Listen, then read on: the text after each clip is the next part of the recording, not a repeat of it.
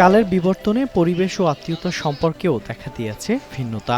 হারিয়ে যেতে বসেছে ঐতিহ্যবাহী সংস্কৃতি। তবে নানান উদ্যোগে হারানো সংস্কৃতি টিকিয়ে রাখার চেষ্টা চলছে। তেমনি এক সংস্কৃতির সঙ্গে নতুন প্রজন্মের পরিচয় করিয়ে দিতে মেহেরপুরে অনুষ্ঠিত হয়েছে দই, লাল ধানের চিড়া ও হিমসাগর আমের উৎসব। শনিবার 14 জুন সকালে মেহেরপুর সরকারি কলেজ চত্বরে আম, চিড়া, দই ও মিষ্টির এ আয়োজন করা হয়। এই উৎসবে মেহেরপুর ও মুজিবনগরের বিখ্যাত গাছপাকা হিমসাগর আম, চিড়া, দই এবং মিষ্টি দিয়ে আনন্দঘন ও উৎসবমুখর পরিবেশে আপ্যায়ন করায় মুগ্ধ শিক্ষার্থী ও আগত অতিথিরা। গত 5 বছরের ন্যায় এই মেহেরপুর জেলার ঐতিহ্যবাহী আম, চিড়া, দই এই অনুষ্ঠানটা আমি করে থাকি।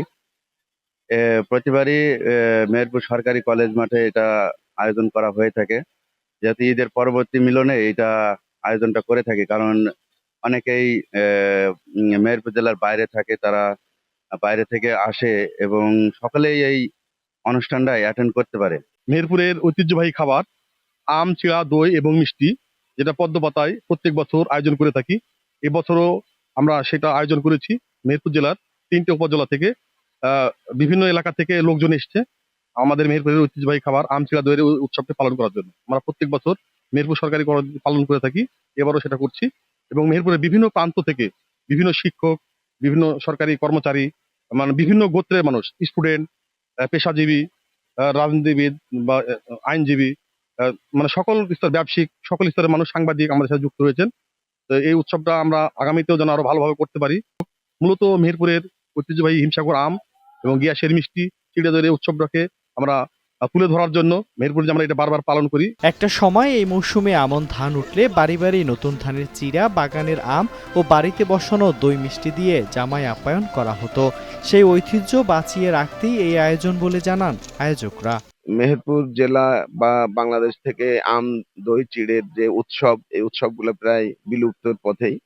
তো আজকে আক্তার, আমাদের ছোট ভাই আক্তার ও রাজুর উদ্যোগে আমরা ইনভাইটেড। এখানে আয়োজন করা আছে দই, আম, চিড়া এবং মিষ্টির যে আয়োজন। এই আয়োজনে আমরা অনেকেই উপস্থিত হয়েছি, যাতে বাংলাদেশের ঐতিহ্য, গ্রাম বাংলার ঐতিহ্যকে ধরে রাখা যায়।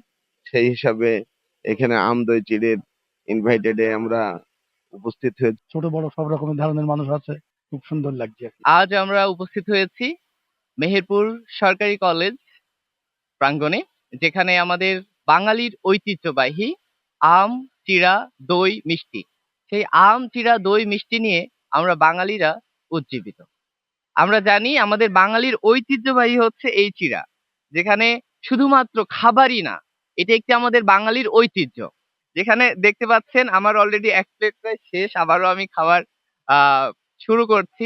তবে আজকের এই যে আয়োজক যারা, বিশেষ করে রাজু আহমেদ ভাইয়া এবং একই সাথে আমাদের স্টুডেন্ট কেয়ার একাডেমির পরিচালক আখতারুজ্জামান হীরা ভাইয়া, তো এই আম, দই, চিড়া আমাদের যে বাঙালির ঐতিহ্য, বাঙালির সংস্কৃতি, শুধুমাত্র খাবারেই পরিপূর্ণ না হয়ে আমি বলবো শুধুমাত্র পেট ভোজনই নয়, এটা একটি মন ভোজন। কারণ মনের শান্তি হচ্ছে সব থেকে বড় শান্তি। মধুমাসে এই ভিন্নধর্মী আয়োজন অব্যাহত থাকবে এমন প্রত্যাশা সবার।